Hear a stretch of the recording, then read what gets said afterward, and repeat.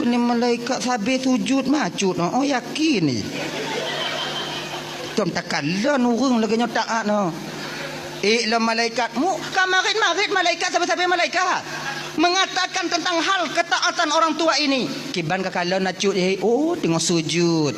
Baru lagi nyanci longku baru kan tengah sujud cik lontron baru pi tengah sujud cik kemudian sujud baru saya tengah sujud cik. Cik hantam pri on letak amal ibadah. Sampai malaikat Jibril, ketua malaikat yang di alam malakut, anasi yang di alam Jabarut ya, di alam laut.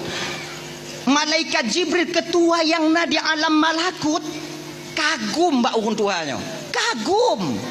Tak pernah beliau temukan orang yang taatnya begitu. 5 tahun basah ngon kate, basah batung pas sujud. Cik sujud sabe. Tanya 5 minit di bapo dari lamun segi. 5 tahun.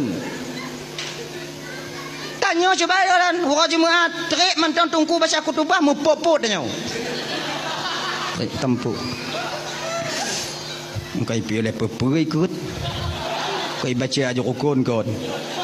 Gom karat. Anak tok di tengah jam bi.